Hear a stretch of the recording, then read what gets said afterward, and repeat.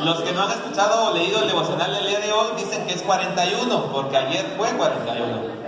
Pero hoy es el día 42. Mañana es el día 43. Mañana empezamos la semana número 7, aunque la iniciamos aquí con la predicación del tema. Muy bien. Déjenme introducir el sermón de esta manera, que es el tema de la semana, pero déjenme introducir de la siguiente manera. ¿Cuántos de ustedes han visto una carrera de relevos? Juegos Olímpicos, Juegos Panamericanos, ¿sí? Carrera de relevos. ¿Usted ha visto cuando salen ahí 4x100, por ejemplo? Esa es una carrera cumbre de velocidad, ¿verdad? En natación también hay relevos, pero me sirve más de atletismo. Para lo que quiero decir me refiero. ¿Se ha visto que cuando sale el primer corredor, el relevo no puede darse en cualquier lado de la pista? Hay un lugar señalado, ¿sí? ¿Sí se ha dado cuenta que cuando se va a hacer el relevo, los dos corredores van corriendo? O sea, el que recibe el relevo no está estático, va corriendo también. Y se da cuenta que hay un momento en que van corriendo juntos, al mismo tiempo los dos van agarrando la estafeta hasta que el que le entrega la suelta y el otro se sigue. Grandes desastres del atletismo en la carrera de relevos, hermanos, han sucedido al momento de pasar la estafeta. Equipos favoritos han perdido las medallas porque han tenido errores al momento de pasar la estafeta. El momento más crucial en la carrera de relevos es el cambio de estafeta, hermanos. Debe hacerse en el momento apropiado, dentro del lugar apropiado, con la técnica apropiada y dejar al que recibe la estafeta en una posición de ventaja para continuar la carrera. No importa qué veloz haya corrido el que corrió la etapa anterior, si en el cambio de estafeta cometen errores, hermanos, ese equipo no va a tener éxito. Lo mismo pasa con nuestras familias, hermanos. En esta semana, dentro de nuestra campaña de 50 días Renovando Nuestra Casa, vamos a hablar del cambio de estafeta. Independientemente de la edad que usted tenga, hermanos, usted representa a una generación que está siguiendo los pasos de la generación que estuvo antes de usted, y después de usted vendrá otra generación. La pregunta es, ¿va a dejar a los que van a venir en la carrera cristiana, a los que vienen después de usted, los va a dejar en posición de ventaja o en posición de desventaja? ¿Cómo los va a dejar? Usted y yo necesitamos entonces meditar, hermanos, acerca de cómo estamos entregando la estafeta a los que vienen detrás de nosotros. La estafeta de la vida familiar. ¿Qué tipo de familia estamos modelando a los que vienen después de nosotros? La estafeta del éxito profesional. ¿Qué tipo de ética profesional, de ética de trabajo le estamos modelando a nuestros hijos que vienen detrás de nosotros? La estafeta de la fe. ¿Qué manera de vivir nuestro cristianismo estamos heredando a los que vienen después de nosotros? Estamos transmitiendo la estafeta, hermanos. Cada momento que usted pasa con sus hijos, con su familia, con sus sobrinos, a lo mejor no tiene hijos, pero es usted tío. Cada momento que pasa con ellos, cada situación en familia, es parte de la transmisión de la estafeta a la familia, a la generación que viene después de usted. Por eso, hermanos, el desafío de esta semana es: levanta una generación de fe. A ver, ¿usted cree que la única esperanza que nosotros tenemos como seres humanos es Dios? ¿Sí o no? ¿Sí? Entonces eso debe enseñarle a la siguiente generación. ¿Usted cree que los problemas del ser humano van a ser resueltos si tiene una correcta relación con Dios? Entonces eso tiene que enseñarle a la siguiente generación. ¿Usted cree que el éxito del ser humano está en conocer a Dios y su voluntad y hacerla? ¿Sí? ¿Sí cree o no cree? Yo no los veo convencidos, hermanos. Porque si usted cree eso es lo que le debe transmitir a la siguiente generación. Levanta una generación de fe. Alguien viene detrás de nosotros, hermanos, y necesitamos modelarle una vida de fe. Esta vida de fe se modela en la manera en que vivimos cada aspecto de la vida. Por ejemplo, cuando enfrentamos un desafío por causa de la salud, ¿cuál es nuestra reacción? ¿Qué le enseña usted a su hijo, a su hija? ¿Que tiene fe en que Dios le va a sanar o que tiene fe en que el doctor le va a sanar? Hablando de la situación económica, hermanos, ¿qué le está enseñando a su hija y a su hijo? ¿Que es Dios quien provee o que usted provee porque es muy bueno para trabajar? Cuando hablamos, hermanos, de la manera en que solucionamos nuestros conflictos, ¿qué le estamos enseñando a nuestra familia? ¿Que hay pautas bíblicas que podemos seguir para resolver problemas? ¿O que debemos seguir las pautas del mundo? ¿Qué le está enseñando a su familia? Porque eso es transmitir, hermanos, la estafeta de la fe. Y ese es el desafío que nosotros tenemos en estos momentos, hermanos. Y en esta semana estaremos hablando, hermanos, de que cada uno de nosotros, pero en especial los que somos mayores, los que somos papás, los abuelos, tienen un papel importante en la transmisión de la estafeta de la fe a la siguiente generación. Por eso, hermanos, la exhortación de esta mañana es: levanta una generación de fe. Que después de ti se levante una generación de jóvenes, de señoritas que crean firmemente en Dios. Que su vida esté basada en las promesas de Dios. Que sus valores morales, que sus principios éticos emanen de la enseñanza de la Biblia. Y que estén dispuestos a jugarse el todo por el todo, hermanos. Por su fe en Dios. Esta es la parte crucial de nuestra tarea, hermanos, como iglesia y como padres. La responsabilidad de que los que siguen después de nosotros sigan creyendo en Dios. Hay un texto muy triste, hermanos, en el libro de los Jueces, capítulo 1. Jueces está inmediatamente después de Josué. Dice el texto del libro de los Jueces: mientras vivió la generación de los que sirvieron con Josué, el pueblo siguió a Jehová. Pero después se levantó una generación que no había escuchado de las grandes maravillas que Dios había hecho con ellos. Dice: y entonces el pueblo se desvió de los caminos del Señor. ¿Sabe cuál es el problema? ¿Y cuál es el peligro? Que nosotros no estemos lo suficientemente conscientes que necesitamos transmitir a los que vienen detrás de nosotros nuestra fe. Y que pensemos que esa es una responsabilidad de alguien más y que no es mi responsabilidad. Por eso, hermanos, en esta mañana, levanta una generación de fe. Quiero preguntarle, ¿ya lo convencí que necesita levantar una generación de fe? ¿Amén? Ok, ahora se está preguntando, ¿qué debo hacer? ¿Verdad? Le voy a decir 5 cosas que usted debe hacer y que yo debo hacer para levantar una generación de fe. 5 enseñanzas. ¿Ok? Número 1. Para levantar una generación de fe, tu vida debe ser un testimonio de esperanza. Tu vida debe ser un testimonio de esperanza. Hebreos capítulo 11, versículos 1 al 3, por favor. ¿Cómo dice? Hebreos capítulo 11, versículos 1 al 3. Bueno, algunos de ustedes lo saben de memoria. A ver, ¿cómo dice Hebreos 11, 1?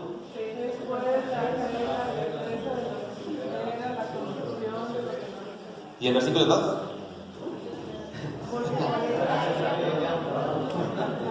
¿Y el 3?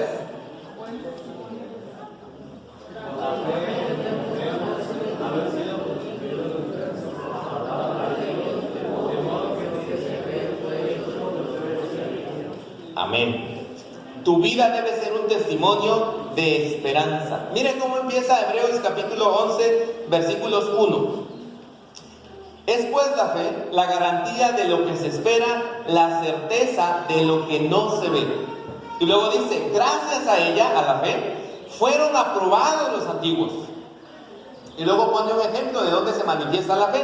Dice, por la fe entendemos que el universo fue formado por la palabra de Dios, de modo que lo visible no provino de lo que se ve. Debe ser tu vida un testimonio de esperanza. Si queremos nosotros, hermanos, levantar una generación que crea en Dios, ellos deben ver cómo nosotros creemos en Dios. Ellos deben ver cómo nosotros tenemos puesta nuestra esperanza en las promesas de Dios. Y ellos deben ver cómo usted cree en ellos. ¿Sí me explico, hermanos? ¿Quieren levantar quieren que sus hijos se levanten y tengan una fe firme en el Señor? Deben ver esa fe firme en usted. Pero esa fe firme, no como una definición de, yo creo en Dios. No, como una manera de vivir. Usted debe sembrar en ellos la esperanza.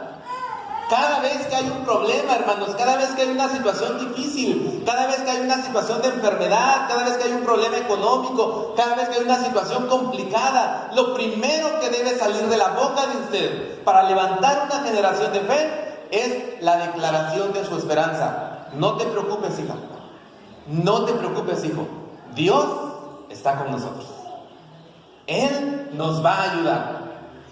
Estamos sufriendo, pero es poco tiempo. Dios tiene algo para nosotros. Y usted empieza a sembrar esperanza en el corazón de su hijo. Pero no solamente eso, hermanos. No solamente eso. Es que cuando usted lo vea a él fracasar en los estudios, reprobar las materias, en lugar de venir con el cinturón y darle porque es un mal estudiante, porque no aprecia el mucho esfuerzo que usted está haciendo. Y es verdad. Y es verdad, usted está haciendo esfuerzo. En lugar de venir con eso, usted viene con él y le dice, hijo, no te preocupes. Yo estoy seguro que tú vas a aprobar las materias. Es más, estoy convencido que Dios te va a ayudar. Ahora vamos a estudiar. Pero hermanos, si usted lo descalifica, si usted le dice, no tienes remedio, si usted le dice, nunca entiendes, ¿sabe qué? Él va a decir, pues ni mi mamá cree en mí. Y va a dejar el hijo de creer en sí mismo. Usted debe sembrar en él la esperanza. Cuando usted lo vea a su hijo ahí todo rebelde y que quiere andar diciendo con no sé qué rara moda, no le digo que lo deje, solamente le digo que platique con él y dígale, cuando era joven era igual que tú, yo también quise tener el cabello largo. Porque muchos de los que están aquí quisieron tener el cabello largo y no me lo vamos a negar. Y usted le va a decir a su hijo, pero no te preocupes, hijo. Conforme tú vayas creciendo, yo sé que vas a aprender. Y te vas a convertir en una persona seria, cabal, ordenada. Y usted empieza a sembrar en el corazón de su hijo esperanza. Pero cuando usted lo descalifica, cuando usted le dice, eres un desobediente, eres no sé qué, él dice, bueno, nadie cree en mí. Tiene razón, sí soy eso que dice. Y se deja vencer. Dice el texto, hermanos, la fe es la garantía de lo que se espera, la certeza de lo que no se ve. Usted puede decir, pero no, mi hijo tiene años reprobando primero de secundaria y sigue, ya tiene 20 años, no sale de primero de secundaria. Es una exageración, obviamente. ¿Cómo puedo yo creer que mi hijo, con 6, puro 6, nada más, así nomás pasa, cómo puedo creer que va a ser un gran profesional? Dice el texto, la fe es la garantía de lo que se espera y la certeza de lo que no se ve. Usted no lo sabe. No hay nada que usted pueda decir, tengo esa garantía, excepto su fe. Usted lo cree, es el punto. Probablemente las circunstancias sean complicadas, difíciles, no están sucediendo las cosas como para que usted pueda tener esa esperanza, pero por fe, usted lo cree. Y entonces empieza a tratar a sus hijos y empieza a tratar a su familia con esa fe. Usted dice, yo no sé cuándo va a cambiar mi esposo, pero por fe va a ser un buen esposo. Y lo empieza a tratar como si ya fuera un buen esposo. ¿Se entiende? Es el punto. No se espera que cambie para tratarlo como un buen esposo, no, ya lo trata como un buen esposo. Y en el trayecto, su fe, Dios la va a ver y la va a honrar transformando el corazón de su esposo. Ese es el punto, hermanos. La familia enfrenta problemas, dificultades, enemigos, pero si queremos levantar una generación de fe, debemos sembrar en ellos esperanza. Y debemos creer, hermanos, aunque las circunstancias en estos momentos no nos digan que vaya a ser así, debemos creer que Dios puede hacer algo nuevo en nuestra familia. Y por lo tanto, debemos comunicarlo. Ahora mire, no le estoy diciendo que usted se ponga a declarar cosas. Que usted anda ahí declarando que va a ser un no sé qué, su hijo y su hija va a ser no sé qué, y lo declaro. No estoy diciendo eso. No es pensamiento positivo, hermanos. No es pensamiento positivo, es confianza en Dios, simplemente. Yo sé que Dios lo va a hacer, y como sé que Dios lo va a hacer, voy a actuar como si ya lo estuviera haciendo. Como si ya lo estuviera haciendo. Y un día usted va a ver que eso es realidad. Eso va a suceder. No sé si ya conté aquí esa historia de Tomás Alva Edison. Llegó a su casa con una carta y la mamá la lee y con lágrimas en los ojos le dice a Tomás Alva Edison, niño, le dice: hijo, esta carta dice que tú eres un genio, que tu inteligencia es superior a la de cualquier niño y por eso en la escuela no te pueden atender. Yo te voy a empezar a dar clases y vas a aprender aquí en casa. Muchos años después muere la mamá de Tomás Alva Edison y entre las cosas de su mamá, Tomás Alva Edison encuentra la carta. Y la carta decía: su hijo es un mal estudiante. Su coeficiente intelectual es menor que el de sus compañeros. La verdad no tiene sentido que esté en la escuela. Edúquelo en su casa. Y entonces Tomás Alva Edison dice que él llegó a ser un genio porque su mamá lo educó como si ya fuera un genio. Eso es tener esperanza, hermanos. ¿Quiere usted que su hijo cambie, se transforme, que su esposo, que su esposa? Ya trátelos así. Ya trátelos así. Cuando entrábamos a primer año en la licenciatura de Derecho, entraban los maestros y nos decían: abogados, ¿cómo están, abogados?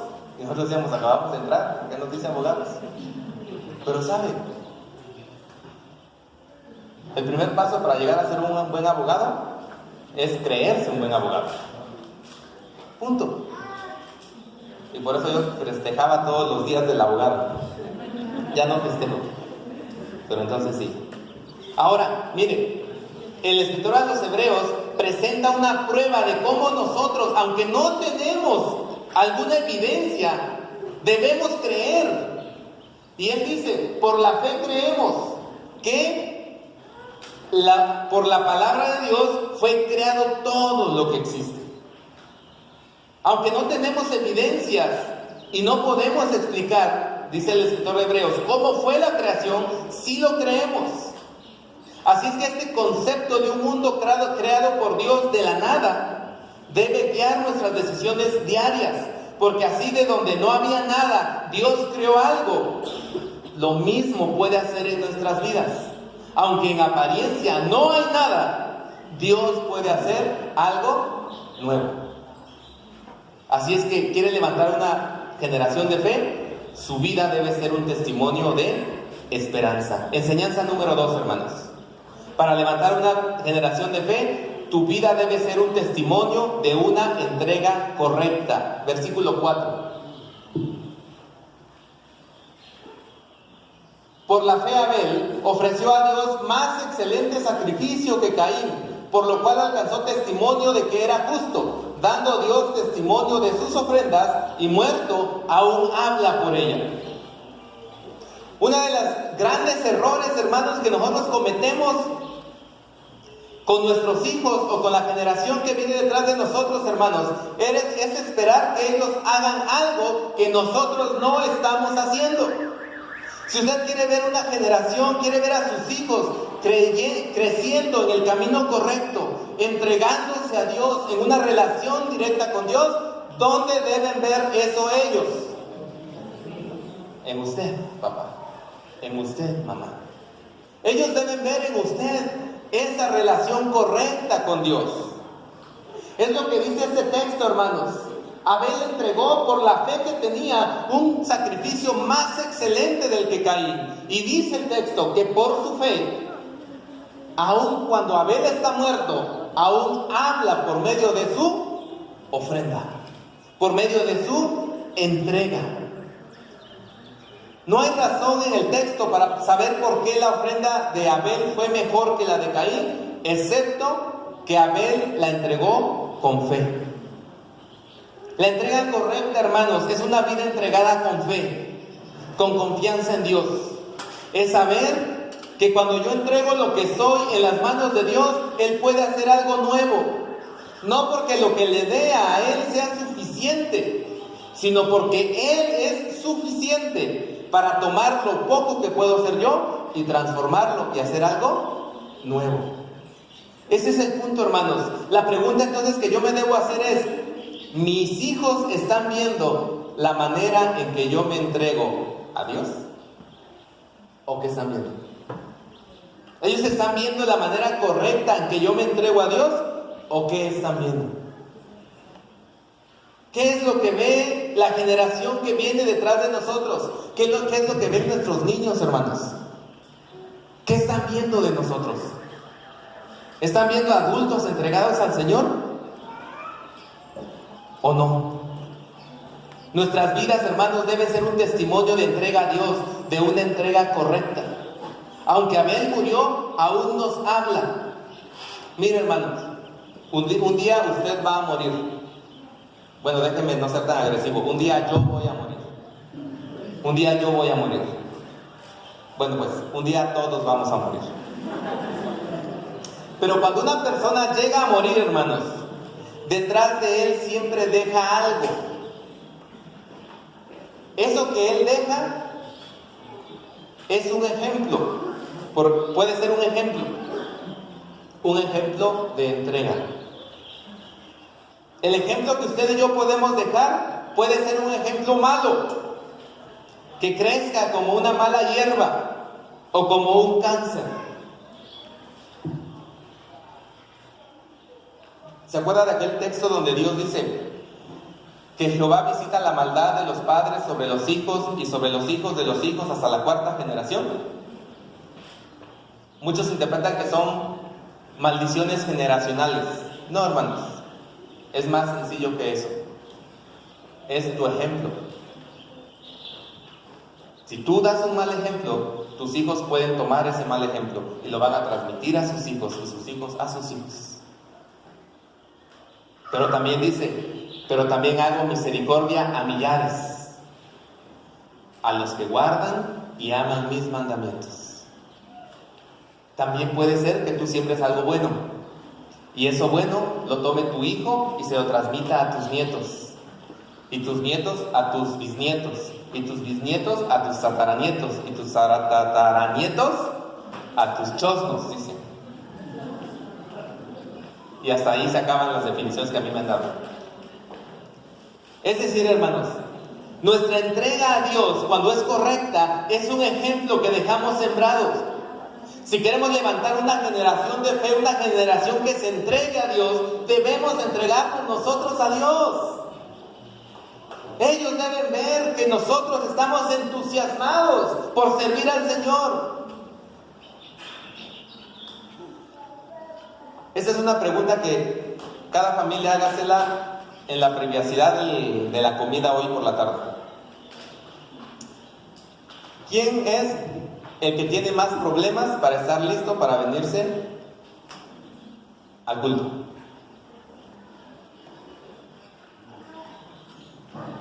Mire, ¿sabe qué? Ojalá que la respuesta sea los hijos. Porque papá está listo, mamá está lista, hay que corretear a los niños. Pero ¿sabe? A veces sospecho que los niños corretean a sus papás. A veces parece que los niños ya están listos y los papás les hace falta. Que Dios nos permita, hermanos, dejar algo, un germen precioso que produzca bendición en la vida de los que vengan detrás de nosotros a través de un testimonio, de una entrega correcta. Tercera enseñanza, hermanos. Tu vida debe ser un testimonio de caminar con Dios. Versículos 5 y 6. ¿Cómo dice, hermanos? Ayúdenme a leer, por favor.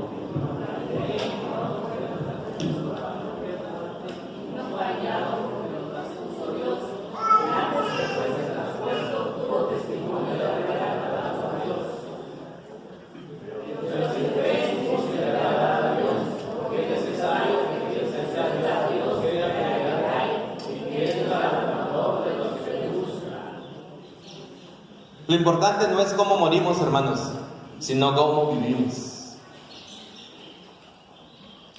No importa si desaparecemos, si al hacerlo todos dicen que mientras estuvimos, caminamos con Dios.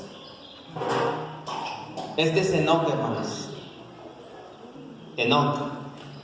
Lo único que se dice de Enoc en la lista en las genealogías en Génesis, hermanos, es: y caminó Enoc con Dios y lo traspuso Dios y fue llevado.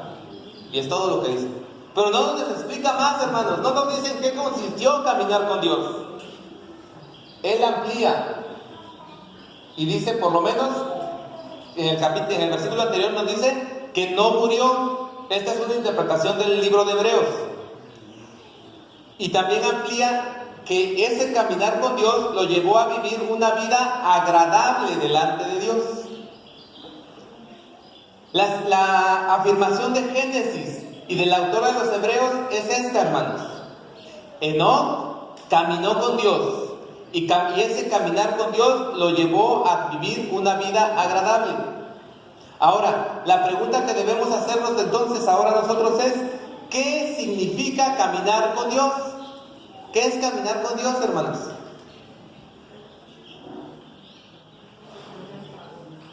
¿Cómo? Seguir sus pasos. ¿Qué es caminar con Dios? Hacer su voluntad. ¿Qué es caminar con Dios, hermana? Tener una relación correcta, cercana con Él. ¿Qué otra cosa puede ser caminar con Dios? La vida en armonía con la vida de Dios.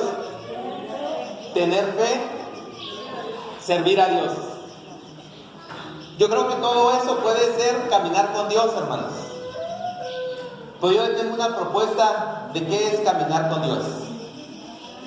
Mire, para mí caminar con Dios es hacer a Dios compañero de cada experiencia de la vida, por sencilla que ésta sea.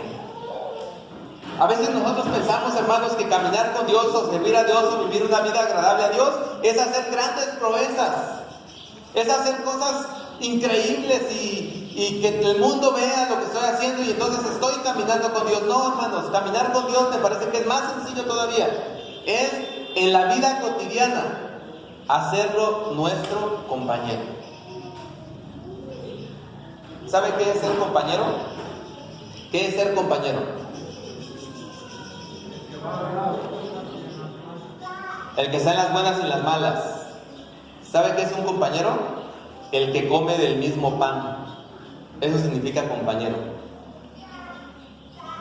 Hacer a Dios tu compañero, que coma del mismo pan que tú. Tener a Dios en las cosas más, tal vez sencillas de la vida, pero que se note que ahí está Dios. Por eso, si tú quieres levantar una generación de fe, tus hijos deben ver que Dios es tu compañero en todo momento. Cuando cantas aquí, cuando escuchas el sermón, cuando estás en el grupo de vida, cuando estás en tu discipulado, cuando vas manejando y se te atraviesa el motociclista, cuando vas manejando y se pone en amarillo. Déjeme decirle un secreto, hermanos. Yo estoy luchando con eso y tengo 1 mes y 8 días para corregirlo. Tengo que aprender que cuando el amarillo se pone es detente, no es acelérale. Hay una palabra que digo mucho. Yo tengo el compromiso con mi esposa, tengo que dejar de decirla, porque en un mes y días alguien me va a estar escuchando. Digo, ya me está escuchando pues, pero ya va a estar ahí constante y sonante. Que Dios sea tu compañero en cada cosa del amor. Por más insignificante que sea, que se note que Dios está ahí.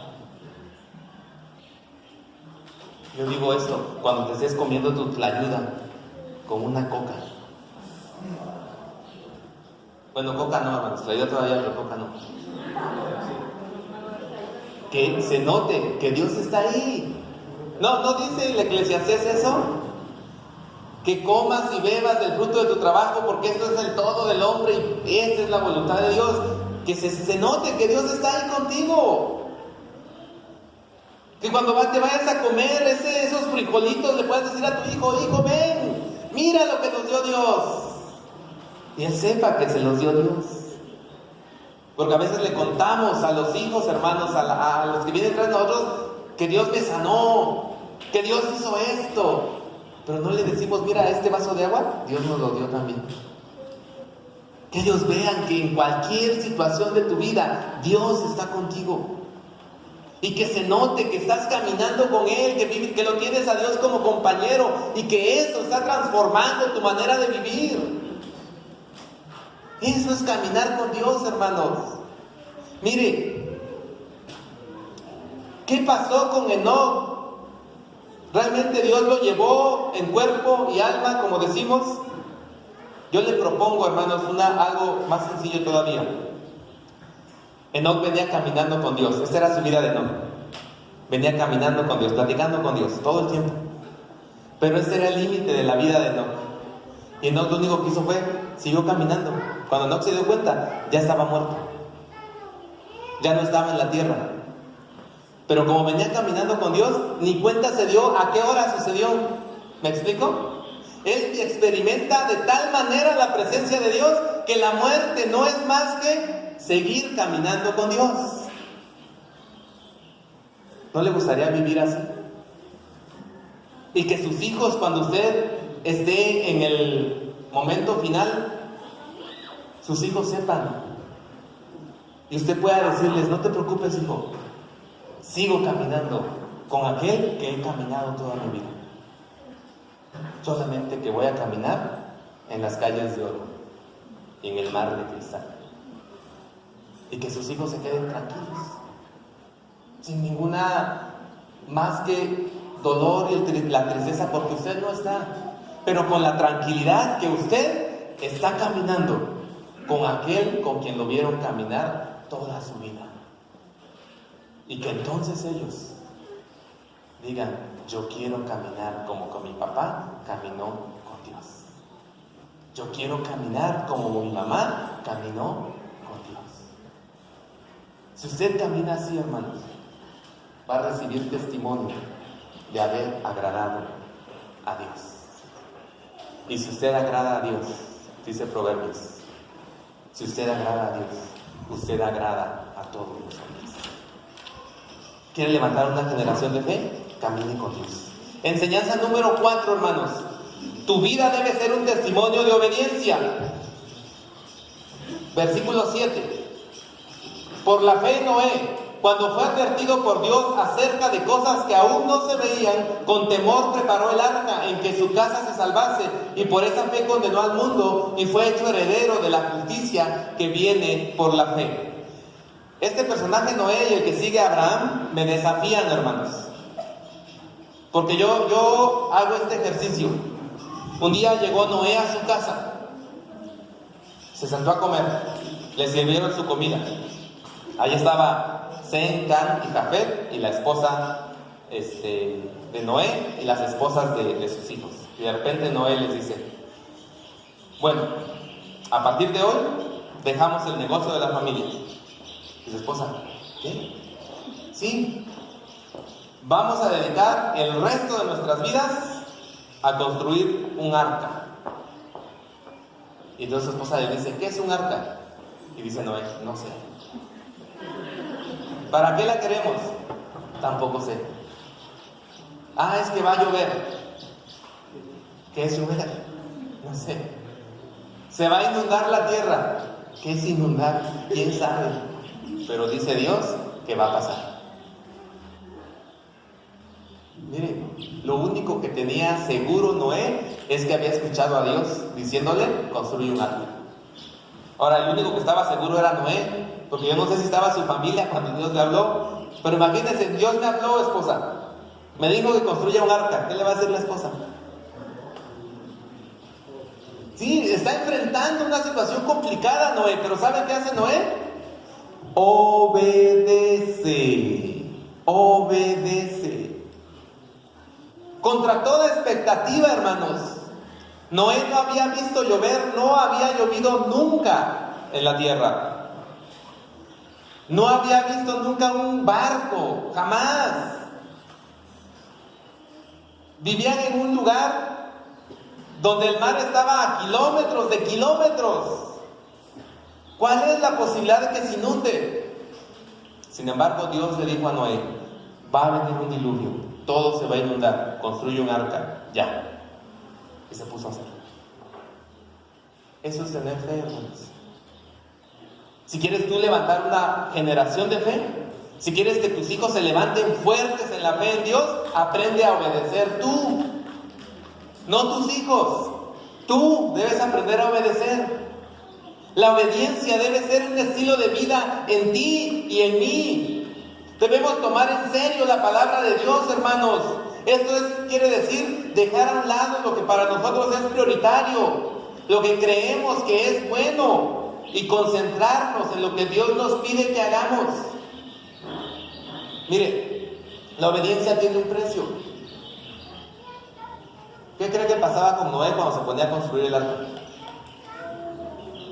Se burlaban de él. Se burlaban de él. Hay unas tradiciones judías donde dice que la gente llegaba y rodeaba el lugar donde Noé estaba trabajando y se reían de él y decían, están locos. ¿Saben qué decía Noé? Noé les decía, ustedes se ríen ahora, pero un día yo sé que yo me reiré de ustedes. Yo no sé si Noé se rió. Si yo hubiera sido Noé, yo sí me hubiera reído. No sé si Noé se rió, pero él tenía razón. Dios le había pedido que hiciera algo, y lo único que le tocaba hacer a Noé es obedecer. ¿Qué hace usted cuando Dios lo pone en un punto donde tiene que hacer su voluntad? ¿La de Dios o su propia voluntad? Y sus hijos lo están viendo. ¿Qué hace usted? Me acuerdo de Al Pacino en la película Perfume de Mujer. Él hace el personaje de el coronel Slade, un coronel retirado ciego, y su amigo Charlie. Charlie es acusado de algo en la escuela y es llevado a un juicio. Y el que se presenta ahí para defenderlo es precisamente el coronel Slade. Y empieza un gran discurso. Pero una parte del discurso, Al Pacino dice, o el coronel Slade dice, yo he estado en todas las encrucijadas de mi vida y siempre he sabido cuál es el camino correcto. Lo juro por Dios, dice él. Pero nunca lo he seguido, porque era tremendamente difícil, porque había un precio que pagar. Todos somos el coronel Slade. Un día vamos a estar en la encrucijada de la vida, hermanos. Lo que es correcto a los ojos de Dios, en mi propio beneficio. ¿Qué voy a hacer? Si yo quiero que las generaciones que vienen después de mí se levanten con fe y confianza en Dios, voy a decidir hacer lo correcto. Y voy a ser un ejemplo de tomar decisiones correctas. Si yo quiero que mis hijos un día tomen decisiones correctas, debo entrenarlos en la toma de decisiones correctas cuando ellos me vean a mí tomando decisiones correctas. ¿Quieres levantar una generación de fe? Que tu vida sea testimonio de tu obediencia. que tus hijos te vean a ti obedecer a Dios. Podemos vivir, hermanos, como si la palabra de Dios no importara, o podemos vivir como si fuera lo más importante del mundo. Lo que tú decidas va a determinar lo que tus hijos van a hacer, lo que tus nietos van a hacer, lo que tus generaciones van a hacer. Si vamos a levantar una generación de fe, debemos ser un testimonio de obediencia. Y enseñanza número 5, hermanos. Tu vida debe ser un testimonio de paciencia. Me desafía, hermanos, este siguiente personaje. Otra vez, es Abraham. Llega Abraham un día y le dice a Sara: Sara, acabo de vender el negocio de la familia. Y dice Sara: ¿qué? Sí, nos vamos. Y le dice Sara: ¿a dónde? No sé. Dios me dijo que nos fuéramos. Sí, pero ¿a dónde, Noé? Digo, ¿a dónde, Abraham? Dice Abraham: no sé, Sara. Dios dijo: sal de tu casa a la tierra que yo te diré. Si queremos saber a dónde vamos a ir, hay que salir de la casa. Y ahí va caminando. Y llega al encinar de Manré. Planta su tienda. Y Dios le dice: toda esa tierra que tú ves, te la daré. Cuando Abraham muere, ¿sabe de qué es dueño? Solamente de un pedazo de tierra donde hay una cueva donde enterró a Sara. Pero todo el resto de la tierra que Dios le prometió todavía no era de él. Nació Isaac y tampoco tuvo la tierra. Nació Jacob y tampoco tuvo la tierra. Nacieron los 12 patriarcas y tampoco tuvieron la tierra. 430 años después de la muerte de Jacob, los hijos, los descendientes de Abraham, por fin poseen la tierra. Pero Abraham nunca lo vio. Sin embargo, dice que por la fe obedeció para salir al lugar que había de recibir como herencia. Era su herencia y salió para recibirla. Pero pasaban los años y lo único que tenía era la promesa de Dios. Así es que lo que nos enseña Abraham, hermanos, es que debemos vivir nuestra vida con paciencia. Con paciencia. El tiempo más difícil, hermanos, para esperar es el tiempo de en medio. Es decir, miren, en el momento que usted toma la decisión de hacer algo, de emprender algo, hay entusiasmo y emoción, ¿cierto? Ahora sí, voy a leer la Biblia todo el año, los primeros días. Es más, hasta se compra una Biblia nueva. ¿Cuántos han cometido ese pecado? ¿Cuántos han hecho eso? Se compran la Biblia nueva porque ahora sí la van a leer completa. Primeros días, mucha emoción. Pero ¿sabe qué? En los siguientes días va decayendo la emoción. En el momento de la decisión hay entusiasmo, hay emoción. En el momento de alcanzar la meta hay felicidad. Ya por fin, lo logramos. Pero en el tiempo de en medio, hermanos, en el intervalo, hay que saber esperar, hay que velar, hay que trabajar, aunque parece que no pasa nada. Es entonces, hermanos, en el tiempo de en medio, cuando aparentemente no está sucediendo nada, cuando se abandona la esperanza y se reducen los ideales y nos hundimos en la apatía de los sueños muertos. Pero la persona de fe, hermanos, mantiene viva la esperanza y el esfuerzo a todo lo que da, aún en los tiempos y días más difíciles. Paciencia, hermanos. Mire, Dios quiere que su familia sea restaurada, ¿verdad? 50 días no son suficientes. Es apenas un buen principio. Si usted dice: ya estamos en el día 42 y no veo claro, paciencia. Debe ser paciente. Es que mi hijo no cambia. Tranquilo. Debe ser paciente. Es que nada está sucediendo. Paciente. Abraham esperó pacientemente el cumplimiento de la promesa. Ahora, ¿cómo debe ser nuestra espera paciente, hermanos? Yo he puesto este ejemplo antes. Es la espera del gato cuando está esperando al ratón.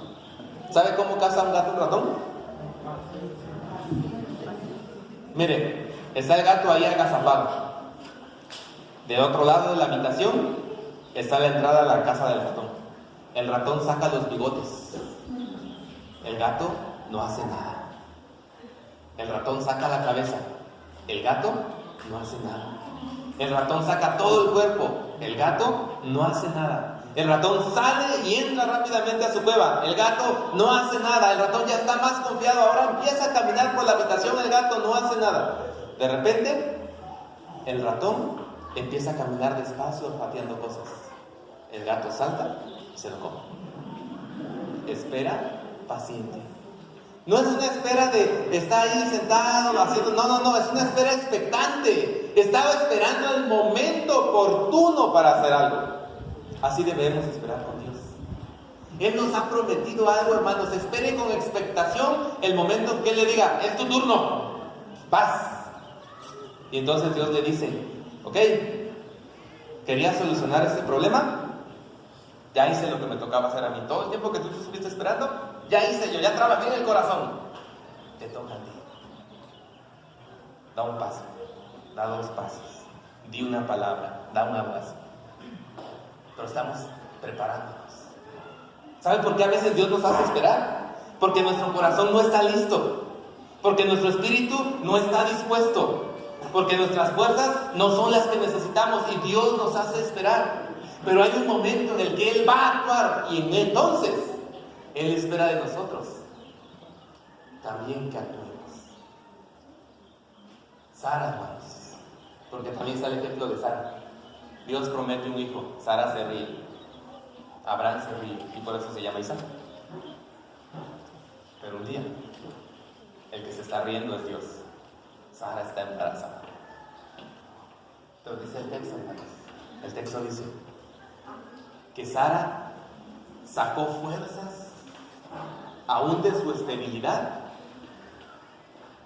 porque se acordó que el que le prometió era fiel. Dice, y dio a luz aún fuera del tiempo de la edad, porque creyó que era fiel quien lo había prometido. No que ella tenía fuerzas, no que ella podía dar a luz, sino que el que lo prometió era fiel. Y por eso ella aprendió a esperar. Hubo un momento, hermanos, en que Sara perdió la paciencia. Se sabe la historia, ¿verdad? Hubo un momento en que ella perdió la paciencia y le dijo a Abraham: Abraham, ya se tardó Dios. Se me hace que no era conmigo. Él dijo: tú sí puedes tener hijos, aquí está mi sierva. Tengo un hijo con ella. Yo lo voy a recibir y va a ser mi hijo. Resultado, hermanos, se siguen peleando en el Medio Oriente. Los descendientes de Ismael y los descendientes de Isaac. Porque no fueron pacientes. Pero aprendió paciencia, hermanos. Y 25 años después de la promesa, un día nació Isaac. Seamos pacientes, hermanos. Es verdad, nuestra familia está enfrentando retos, dificultades, situaciones difíciles. Y en mi corazón y en el corazón de usted quisiera que las cosas cambiaran ya, en este instante. Pero ¿sabe qué? Dios dice: paciencia. Yo estoy trabajando.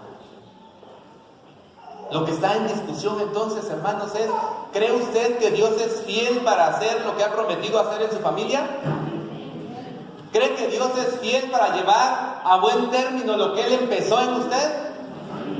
¿Cree que Dios es fiel para levantar a sus hijos y hacer de ellos lo que usted ha soñado? Sí. Sea fiel entonces. Sea paciente, esperando en el Señor. Y no se desespere. ¿Está fallando su hijo? ¿Se está portando mal? Sea paciente con él. Haga todo lo que ya dijimos antes y espere en Dios. Dios puede hacer algo. El desafío final, hermanos: levantar una generación de fe. Versículo 13.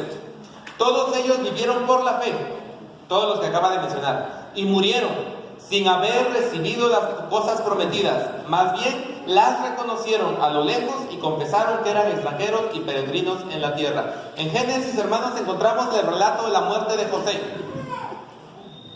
José va a morir y llama a sus hermanos y les dice: voy a morir, pero yo sé que un día Dios los va a visitar. Por lo tanto, no me lleven a enterrar. Cuando murió Sara, la enterraron allí en Macpela, la gruta, la cueva que compró Abraham. Cuando murió Abraham, lo enterraron en Macpela. Cuando murió Isaac, lo enterraron ahí. Rebeca también. Cuando murió Raquel, a ella no la llevaron allá, la dejaron en Belén, en Efrata, ahí fue enterrada. Cuando murió Jacob, la llevaron hasta allá. Y lo llevaron hasta allá y ahí lo enterraron. Cuando murió José, José dice, mire, un día se van a ir porque Dios se los va a llevar de aquí. ¿Para qué van y regresan? No, mejor cuando Dios los saque de aquí, me llevan. Josué, último capítulo, dice, y José fue enterrado en tal lugar. ¿Qué hacía que José tuviera la confianza de que Dios los iba a llevar a la tierra que le había prometido a su abuelo Abraham?